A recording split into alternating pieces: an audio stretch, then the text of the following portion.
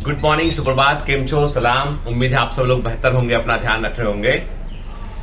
कल मतलब बीते हुए कल की बात कर रहा हूँ, मैं आपसे मिलने नहीं आ पाया क्योंकि मैंने आपको बताया भी था कि मैं सुबह सुबह अपने बच्चों को है ना ड्राइवर नहीं आ पाया अचानक। तो संडे के दिन सुबह अर्ली मॉर्निंग का कुछ फुटबॉल में टूर्नामेंट चल रहा है, तो सुबह कहीं उनको ट्रेनिंग के लिए लेके जाना था। उसके लिए मतलब टूर्नामेंट में पार्टिसिपेट करवा रहे हैं, तो उसके पहले वो ट्रेनिंग दे रहे हैं। तो मैं सुबह सुबह जो है वो घर की फैमिली की ड्यूटी में था। आपको पता है ना कि तब कोई ना हो घर में तो फिर भैया ऐसा है, सैंडविच भी बनाना पड़ता है, खाना भी बनाना पड़ता है ना, बच्चों को छोड़ना ही पड़ता है, सारे काम करने पड़ते हैं, है ना, जैसे सब परिवारों में होता है। तो पिताजी लोगों की एक जिम्मेदारी होती है, तो वो जिम्मेदारी कभी कभी खटाक से बड़ी होकर सामने आ जाती है। खैर,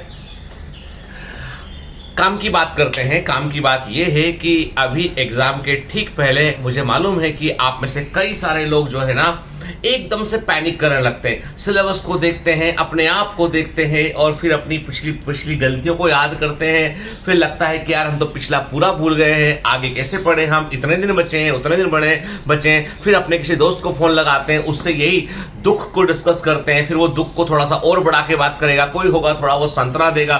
फिर कई बार मन खाली डब्बे जैसा लगेगा, मन करेगा कि यार ये तो साल गया। मैं आपको समझा दूं कि आप अपनी लड़ाई सिर्फ और सिर्फ अपने इमोशंस को कंट्रोल में ना करके हारते हैं आप, ठीक है। आप सिर्फ और सिर्फ, मैंने कहा ना आपसे कि बायोमेंटर्स के एक सच्चे कमांडो जो है एक बात जानते हैं कि ना जीत में ना हार में मेरा यकीन, सिर्फ प्रहार में, ठीक है। मतलब हमको ना जीतने पे ध्यान देना है ना हारने पे ध्यान देना है, हमें सिर्फ और सिर्फ आगे बढ़ना है कि भैया पेपर आएगा तो कुछ तो करके हम आएंगे, ठीक है, कुछ तो करके आएंगे और बेहतर ही करके आएंगे। अपनी क्षमताओं को हम का सबसे बेहतर जो वो हम देकर आएंगे और हम उसी के लिए मेहनत करेंगे। अभी हम अपना लक्ष्य भी चेंज नहीं करेंगे। अभी अचानक बच्चे हमको सर ये वाला फॉर्म भी भर दूं क्या, सर मैं तो कभी क्यूट के लिए पढ़ रहा, मैंने मेरे साथ छोड़ दिया है। अरे भाई, ऐसे करने से एग्जाम नहीं निकलेगा।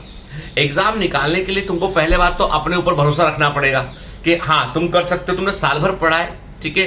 देखो बेटा, ऐसा होता है कि सक्सेस का कोई बहुत शॉर्टकट तो होता नहीं है, ठीक है। यदि ऐसा होता तो भाई आदमी साल भर मेहनत क्यों करता। लेकिन मैं तब भी समझा रहा हूं आपसे कि आखिरी मिनट में जो तैयारी होती है ना, उसका बहुत मायना होता है। यानी कई लोग ऐसे योद्धा होते हैं जो आखिर के कुछ दिनों में जो है वो जबरदस्त काम कर डालते हैं, ठीक है। जैसे मैं अपनी बात करूं तो मैं साल भर, हो सकता है कि साल भर में मैंने मान लो जो है वो मेहनत किया, उतना अच्छा नहीं किया, लेकिन आखिरी के 15-20 दिनों में मेहनत कर जो है वो बहुत अच्छा कर लेता हूं, ठीक है। मैंने अपने सारे MBBS के एग्जाम में ऐसे ही किया कि आखिरी के 15-20 दिन जमकर मेहनत किया और बढ़िया करके आया कॉलेज के अंदर, ठीक है। वो सबकी अपनी अपनी एक साइकोलॉजिकल स्टेट होती है कि कई लोग ऐसे होते ना कि जब तक जो है वो उनको खुद महसूस ना हो, खुद लगे ना अंदर से ड्राइविंग फोर्स ना है, तो वो बहुत अच्छा परफॉर्म नहीं कर पाते हैं। तो मैं वही बोलता हूं आपसे कि एग्जाम के ठीक पहले आपको पैनिक में आना आपका स्वाभाविक है, नॉर्मल है। मैं इसको एबनॉर्मल बिल्कुल नहीं मानता हूं, ठीक है। कोई यदि बोलता है नहीं हैप्पी रहिए, खुश रहिए, टेंशन मत लीजिए, तो वो पॉसिबल नहीं है। जो टेंशन नहीं लेगा ना, उसने बिल्कुल पढ़ाई नहीं की। उसे मालूम है कि वो एक मैंने वीडियो डाला, मेरे एडिटर ने वीडियो बना के डाला था, उन्होंने वो शॉर्ट्स में कि ये फार्मूला बताएंगे क्या आप, पढ़े होगा तब तो बताएंगे ना, वो बोलता है, ठीक है। तो देखा आपने वो शॉर्ट जो बायोमेंटर्स फिल्म में डाला हुआ, बायोमेंटर्स के चैनल में डाला हुआ एक शॉर्ट ना, तो उसमें तो मतलब ये है कि यदि आपने बिल्कुल नहीं पढ़ा था, आपको पता ही नहीं। जैसे मेरे से कोई बोले कि भैया तुम्हारा कल जो है वो रॉकेट साइंस का क्रायोजेनिक्स के ऊपर पेपर है, क्रायोजेनिक टेक्नोलॉजी के ऊपर तुम्हारा पेपर है, तुमको डॉक्टर साहब देना ही देना है, ठीक है। फॉर्म भरा हुआ तुम्हारा, हमने भर दिया फॉर्म। अपन तो अब अपने को पता ही नहीं कि क्रायोजेनिक्स क्या होता है, कुछ पढ़ा ही नहीं अपन तो। कल पहुंच जाएंगे पेपर देने, मान लो, ठीक है, पहुंच जाएंगे, अपने को ना टेंशन ना वेंशन, अब पास हो गए तो क्या होगा, फेल हो गए तो क्या होगा, कोई फर्क नहीं पड़ता, क्योंकि अपन ABCD तरह उस रास्ते पे कभी गए ही नहीं है, तो हमें कोई टेंशन नहीं है। लेकिन यदि मेरा कोई बोलेगा कि डॉक्टर साहब कल डायबिटीज का एक इंटरनेशनल लेवल की एक पोस्ट निकली हुई है, वहां पर आपको जो है अंतरराष्ट्रीय स्तर पे लोग जो है वो डॉक्टर के रूप में देखना चाहते हैं, भैया आप कैसा काम करते हैं, तो उसके लिए एक छोटा सा एग्जाम है 20 क्वेश्चन का डायबिटीज का, कल देने आप जाओगे। अरे मैं बोलूंगा पहले को नहीं बताया भाई, थोड़ा बहुत तो पढ़ना पड़ेगा ना, कोई मतलब एक आधी पॉइंट मिस हो गया। अभी इलाज करते हैं तो चाहे तो 10-25 ठोक दवाएं होती है, उन्हीं का कॉम्बिनेशन और मरीज की कंडीशन देख के इलाज करते करते तो वो रिफ्लेक्स एक्शन में आ गया इलाज। पर ये तुम पढ़ने एग्जाम की बात करो, थोड़ा पढ़ना पड़ेगा, तो शायद से बोलेगा नहीं आगे नहीं हो सकता, अब एग्जाम तो वही डेट पे होगा। तो जब मैं पहुंचूंगा तो मेरे मन में टेंशन रहेगी, यार वो 20 में से 10 कहीं गलत ना कर दूं, कोई ऐसा क्वेश्चन ना आ जाए। तो अब मैं टेंशन हो गया। जब मेरा रॉकेट साइंस का एग्जाम हुआ तब मैं टेंशन में नहीं था, अब मैं टेंशन में, क्योंकि मुझे मालूम है कि मेरे परफॉर्मेंस से मुझ पर असर पड़ता है।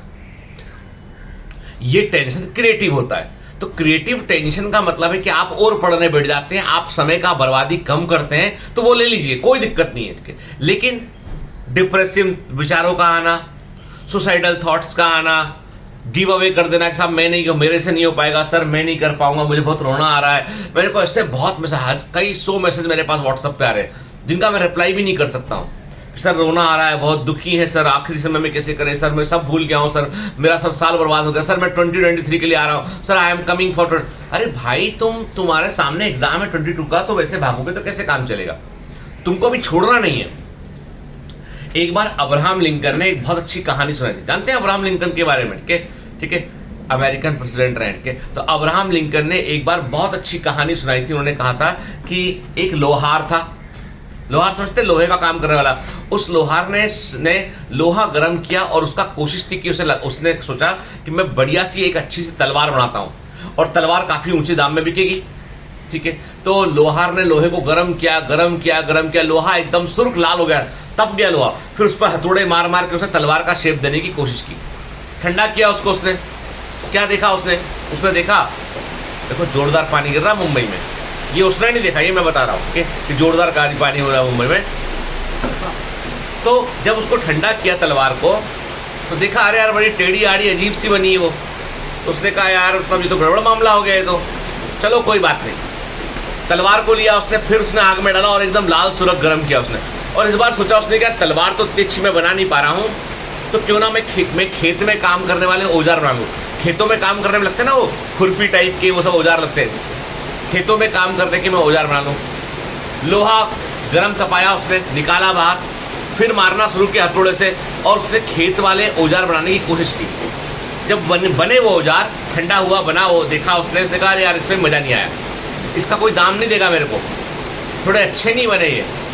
अब उसने उन औजारों को लिया, उसने फिर से आग में डाल दिया उसने, भाई गर्म कर लूँ फिर इसको, अब क्या करूँ? उसने कहा लोगों को बड़ा शौक है घोड़े की नाल लगाने का, घोड़े की नाल लगाने का, घर के अंदर भी लगाते हैं, घोड़े में भी लगाते हैं। ठीक है, तो मैं घोड़े की नाल बनाने की कोशिश करता हूँ। लोहा गर्म तपाया उसने, तपाकर निकाला और उसको घोड़े की नाल का शेप दिया। वो भी टेढ़ा आड़ा हो गया, वो भी घोड़े के पैर से बड़ा हो गया या छोटा हो गया। अब क्या करें? फिर उसने कहा चलो मैं कुछ और बनाने की कोशिश करता हूँ। फिर उसने लिया, फिर गर्म किया उसने गर्म करने के बाद देखा कि अब तो वो टेढ़ा मेढ़ा हो गया, अजीब सा हो गया लोहा। वो निकालने के बाद उसने लोहे को जो है पानी में डाला, और एकदम सी की आवाज आते ना, पानी में जब गर्म चीज डालोगे तक आवाज आती है, ऐसी आवाज आई। और उसके बाद वो लोहार बोलता है चलो कम से कम ये आवाज तो निकली, चलो कम से कम ये आवाज तो निकली। तो अब्राहम लिंकन कहते हैं कि हम में से कई लोगों के सपने जो है ना, हम कुछ और सोच के शुरू करते हैं और वो सी की आवाज में जाके खत्म हो जाते हैं, इस आवाज पे खत्म हो जाते हैं। अधिकांश लोगों के सपनों की आवाजें यही होती हैं, क्योंकि वो अपने सपनों के लिए उतना जुनून नहीं रखते। यदि उसने पहली बार तलवार बनाई थी, उस तलवार को और तराशता और उसी पे काम करता तो तलवार अच्छी बन गई होती, लेकिन उसने सपना चेंज कर दिया। तलवार से उसने आ गया बगीचे में काम करने वाले औजारों पर, वहां से आ गया वो घोड़े की नाल पर। मतलब हर बार यदि आप अपना सपना चेंज करोगे, हर बार अपनी मंजिल को चेंज करोगे, तो याद रखना केवल सपनों में सी की आवाज निकलेगी, आगे नहीं बढ़ पाओ।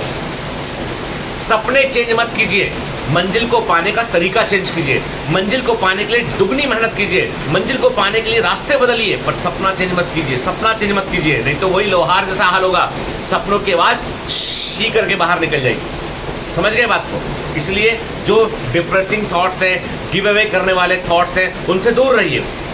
मैंने कहा ना, बोलिए अपने आप को कि अगले 15 दिन 10-12 दिन में मशीन हूँ, आई एम द मशीन, जो गितेंद्र सर का ऑर्डर मानेगी कि भैया पढ़ना है, सोना है, खाना है, बस कुछ नहीं करना। ठीक है, आधे समय एमसीक्यू लगाऊंगा, आधे समय थ्योरी पढ़ूंगा, रिकॉल करूंगा, फिजिक्स केमिस्ट्री बायोलॉजी तीनों लगाऊंगा, किसी विषय से मोहब्बत नहीं रखूंगा।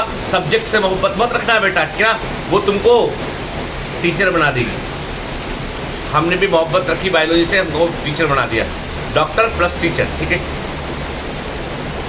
लेकिन डॉक्टर बनने के पहले मोहब्बत नहीं रखी थी हमने, उसके बाद हम जिंदा करते रहे। ठीक है, हमने पुरानी मोहब्बत को कुरेदा और देखा कि भैया ये पुराने किस्से अपने को पसंद है, वैसा हो गया।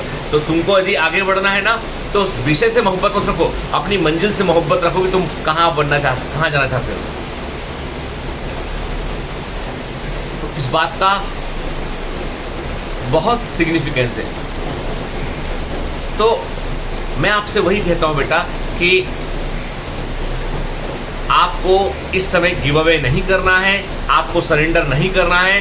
यार जितना बन पड़ता है उतनी कोशिश करो, अपने मन के अकॉर्डिंग जितना कर सकते हो ना, जो तुम्हारी क्षमता उसके अकॉर्डिंग कोशिश करो, लेकिन रिग्रेट मत करो। जिंदगी में इस बात का, कभी अकेले बैठे हो, इस बात का अफसोस नहीं होना चाहिए कि यार मैं कर सकता था और मैंने मेहनत उतनी की। मैं कहता हूँ आपसे खुले दिल से और अपने पूरे मन से कहता हूँ कि मुझे आज भी अफसोस है, मुझे आज भी अफसोस है कि मुझे सिर्फ एक अटेम्प्ट जो है पूरे मन के साथ यूपीएससी का देना चाहिए था, तो मैं आज कहीं पर सेक्रेटरी होता। ये मैं आज भी सोचता हूँ, मैं कुछ भी दुनिया में कुछ भी बन जाऊँ, हो सकता है कि एक दिन जो है मैं कोई और बहुत बड़े ओहदे पर पहुँच जाऊँ, बन जाऊँ कुछ के, लेकिन मुझे मालूम है अच्छे से कि वो जो रिग्रेट है ना, वो टीस मेरे दिल में आज भी है, वो टीस मेरे दिल में आज भी है कि मैं हासिल ना कर पाया उसको, क्योंकि मैंने अपना 100% नहीं दिया। और मुझे ये भी यकीन है कि ये कैपेबिलिटी मेरे में थी कि मैं कर सकता था, I can be under 10 in the UPSC list, but नहीं किया तो नहीं किया ना। अब आपके बोलने से होता क्या है, वो तो निकल गया, वक्त निकल गया पूरा वो।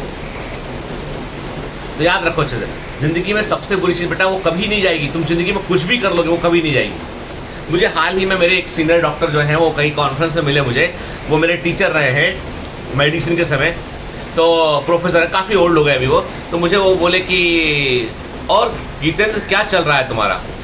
तो मैंने बताया सर मैं मुंबई में प्रैक्टिस करता हूँ, ये मेरा ऐसा डायबिटीज़ का और फैमिली मेडिसिन का सेंटर है पूरा, एक है ना, मतलब क्लिनिक है, देखता हूँ वहाँ से, और 1-2 हॉस्पिटल में भी मैं जो है वो कंसल्टेशन के लिए जाता हूँ। मुंबई से बताया उनको मैंने, और मैंने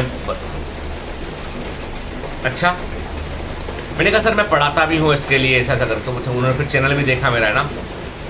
पता है मुझे क्या बोले वो, सच्चा गुरु कैसा होता है मेडिसिन में, और क्या क्या तुम। मैंने कहा सर बस मैंने मास्टर्स ऑफ मेडिसिन किया, उसके अंदर प्रैक्टिस। नहीं तुमने उसके आगे कुछ नहीं किया क्या। मैंने कहा नहीं सर। बोले कि देखो ऐसा है बेटा, मेरे दिमाग में था कि तुम शायद एमडी करके, जब अपना मास्टर ऑफ मेडिसिन करते या एमडी पूरा करके के बाद आप तुम अपना डीएम वीएम करते, और तुम जो है उसके बाद तुम जो है वो super super super super specialization करते तुम, और तुम जो है वो मेडिसिन में किसी रिसर्च में कहीं पर किसी प्रोजेक्ट में जुड़ते तुम, और तुम्हारे तुम में इतनी कैपेबिलिटी थी कि तुम रिसर्च में बहुत अच्छा कर सकते थे तुम जाके वहाँ पे, और न्यू मेडिसिन के इन्वेंशन में तुम रोल प्ले कर सकते थे। पर I think you wasted yourself. यार इतना करने के बाद यदि आपको इस उम्र में सुनने मिले आपके प्रोफेसर से कि तुमने अपने आप को बर्बाद कर लिया भाई, तुम बहुत अच्छा कर सकते थे, तो याद रखना वो प्रोफेसर आपको सच्ची में समझता था कि वो, मुझे पूरे दिन खराब लगता रहा, मुझे लगता रहा कि मेरे सर जो है वो यदि मुझसे बोल रहे हैं कि वो, मतलब वो कह रहे थे कि देखो बेटा ऐसा होता है कि है ना, जिंदगी में कई बार है ना, मतलब मैं कह रहा हूँ कि आज तुम्हें जितना सम्मान मिला है, शायद इसका उसका 10 गुना मान सम्मान तुमको इंटरनेशनल लेवल पर मिलता। बताओ, गुरु जो है वो 1 मिनट में आपके सामने आया और सच बोल के चला। किसी की कोई की हिम्मत नहीं ऐसा सच बोलने की, कोई नहीं बोल सकता ऐसा सच के, लेकिन वो बोल के, क्योंकि मेरे गुरु हैं वो। और मैंने उस बात का बिल्कुल बुरा नहीं माना। मैंने कहा कि सर मैं, मुझसे गलती हुई सर, अब मैं जो कर रहा हूँ उसको मैं अच्छे से करूँगा। बोले कोई बात नहीं, है ना, लेकिन अपने बच्चों को यही सलाह देना कि जो जिस फील्ड में जा रहे हैं वहाँ पे बहुत अच्छा करें, एक्सेल करें, ठीक है। मैं ये मानकर चल रहा हूँ कि तुम एक यदि मेरे हाथ से खो गए हो तो कम से कम 10 तुम मेरे को ला कर दोगे। 10 लोग ऐसे होंगे तो जो तुमसे बहुत ज़्यादा बेहतर करेंगे, मेडिसिन की फील्ड में अपना नाम करेंगे। तो मैंने अपने मन में प्रॉमिस किया कि आप में से कम 10-12 लोग ऐसे होंगे जो मेडिसिन में ज़बरदस्त काम करेंगे, जो किसी दिन किसी इंटरव्यू में अपने में मेरा नाम या मेरा प्रभाव, मेरा एक छोटा सा नाम भी ले देंगे ना, मेरा जीवन उस दिन धन्य हो जाएगा। बस ये सपना होता है। तो मैंने वही कहा आपसे बेटा कि सपने ना, मतलब वो लुहार के जैसे बार बार अपनी मंजिल मत बदलना कि अभी ये बना रहे थे, कल वो बना रहे हैं, परसों वो बना रहे हैं, ठीक है। आपको बस इतना ध्यान रखना है कि आपको लगे रहना है, मेहनत करते रहना है। आपको जरूर बेटा मंजिल मिलेगी, लेकिन ईमानदारी से प्रयास होना चाहिए। मैं कहता हूँ ना, पास होने से फेल होने से उतना फर्क नहीं पड़ेगा। फर्क इस बात से पड़ेगा कि तुमने अपना 100% नहीं दिया, इसको तुम रिग्रेट करोगे 10 साल के बाद, तो तुम्हें फर्क पड़ेगा, तब तुम्हें अच्छा लगेगा मन में, ठीक है। इसलिए बेटा अभी अपना 100%। Have a great day, all the best, bye bye.